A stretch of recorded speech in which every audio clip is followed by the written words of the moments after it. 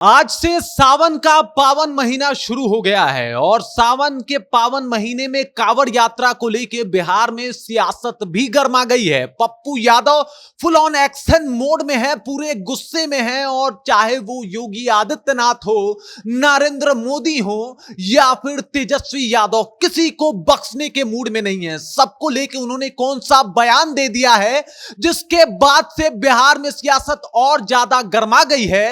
इस पूरी जानकारी से हम आपको रूबरू कराएंगे, लेकिन उससे पहले मेरा नाम है रजत और आप देख रहे हैं जनता जंक्शन। पप्पू यादव के न्यायालय में किसी को नहीं बख्शा जाएगा और पप्पू यादव ने इसी मोटिव के साथ सभी के ऊपर एक साथ हमला बोल दिया है, चाहे वो योगी आदित्यनाथ हो या फिर प्रधानमंत्री नरेंद्र मोदी या फिर तेजस्वी यादव, किसी को नहीं छोड़ा है। क्या कुछ कहा है सबसे पहले जान लीजिए।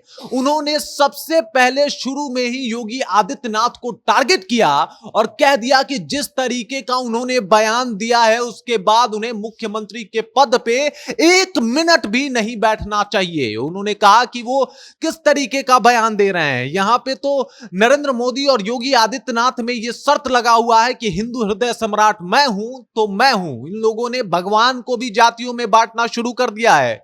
यह कौन सा अपील है जहां पे यह कहा जा रहा है कि आपको तख्ती लगा के अपना नाम, पता, एड्रेस बताना पड़ेगा कि आप किस जाति, किस धर्म, किस समुदाय से आते हैं। इस तरीके का बयान बहुत ही ज्यादा गलत है, यह संवैधानिक नहीं है और इस तरीके के बयान को देने के बाद मुख्यमंत्री योगी आदित्यनाथ को उत्तर प्रदेश की गद्दी छोड़ देनी चाहिए, क्योंकि इस तरीके का बयान शोभनीय नहीं है। उसके बाद तेजस्वी यादव के ऊपर भी हमलावर हुए। उन्होंने कहा कि बिहार में भी जिस प्रकार की सियासत हो रही है धर्म को लेकर, वो गलत है। आखिरकार लोग विषयों के ऊपर बात क्यों नहीं करते, जो एक्चुअल में मुद्दा है उसके ऊपर क्यों नहीं बात करता। पक्ष हो या विपक्ष हो, हर कोई जनता को गुमराह करने की कोशिश कर रहा है। कभी सावन यात्रा के नाम पे, कभी कांवड़ यात्रा के नाम पे, कभी धर्म के नाम पे।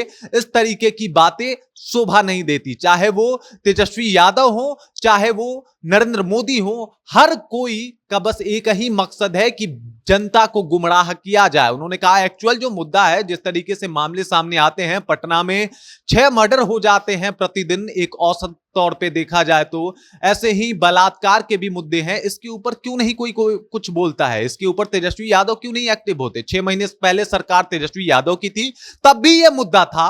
अब उनकी सरकार नहीं है, तब भी यह मुद्दा है। अभी वो इस बात को मुद्दा बना रहे हैं, अब इस बात को रख रहे हैं। ये सिर्फ अपनी सियासत चमकाने के लिए कर रहे हैं, बाकी तेजस्वी यादव का कोई मोटिव नहीं है। क्योंकि 6 महीने जब पहले सरकार थी उनकी, तब भी तो कुछ ऐसा ही देखने को मिलता था। अब उनके बाद जो है एक बार फिर से एनडीए ने सरकार संभाला है, तब भी ऐसा ही कुछ देखने को मिल रहा है। मतलब बिहार में कहीं ना कहीं वो जो सारे मुद्दे हैं, जो अपराधीकरण है बिहार का, वो रुकने का नाम नहीं ले रहा है और इसके ऊपर दोनों पक्ष सिर्फ राजनीति कर रही है। हमाम में सब नंगे, इस तरीके का उन्होंने बात कहा और उसके बाद बिहार में सियासत जो है एक बार फिर से तेज हो गई है। पप्पू यादव जो अपने कड़े तेवर के लिए जाने जाते हैं, एक बार फिर से उन्होंने अपना कड़ा तेवर, कड़ा रुख अख्तियार किया है और इस कड़े तेवर और कड़े रुख में, चाहे वो नरेंद्र मोदी हो, चाहे वो योगी आदित्यनाथ हो या फिर तेजस्वी यादव, किसी को बख्शने का उन्होंने नाम नहीं लिया। सीधे सीधे तौर पे सबको चिता दिया है,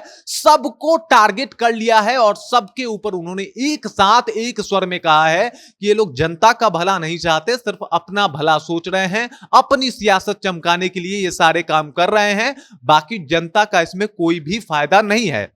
अब आप इससे समझ सकते हैं कि अगर एक तरीके से देखा जाए तो इंडिया गठबंधन का घटक दल है आरजेडी और इंडिया गठबंधन का ही घटक दल है कांग्रेस, और कांग्रेस से आते हैं पप्पू यादव, आरजेडी से आते हैं तेजस्वी यादव। लेकिन तेजस्वी यादव के ऊपर भी बोलने से चूक नहीं रहे हैं पप्पू यादव। पप्पू यादव किसी को नहीं छोड़ रहे हैं, जो भी गलत करते हुए पकड़ा जा रहा है, जो भी गलत करते हुए देखा जा रहा है, तेजस्वी यादव हो या फिर नरेंद्र मोदी हो, किसी को बख्शने के मूड में नहीं है पप्पू यादव।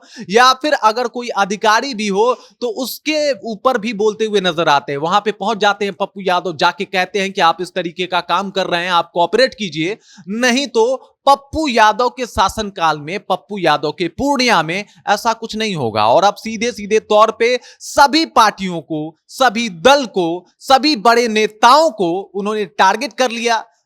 चाहे वो नरेंद्र मोदी हो, चाहे वो योगी आदित्यनाथ या फिर तेजस्वी यादव, फर्क नहीं पड़ता पप्पू यादव को। अगर आप गलत हैं तो हैं, और इस तरीके से उन्होंने अपना बयान जो है वो बड़े मजबूती के साथ रख दिया है। हालांकि वो बिहार में बेहतरी की बात कर रहे हैं और बिहार को कैसे बेहतर बनाया जाए इन पार्टियों से अपील भी कर रहे हैं, गुजारिश भी कर रहे हैं कि आप लोग इस मुद्दे के ऊपर बात करें। बाकी पप्पू यादव के इस एक्शन मोड को लेके, इस कड़े तेवर को लेके, और पप्पू यादव ने जिस तरीके से सभी पार्टियों को और सभी बड़े नेताओं को चिताया है, इस बात को लेके आप क्या सोचते हैं? आपके जहन में क्या कुछ चल रहा है? कृपया कमेंट कीजिए और अपना विचार हम तक पहुंचा दीजिए। बाकी आप देख रहे हैं जनता जंक्शन और मेरा नाम रजत है।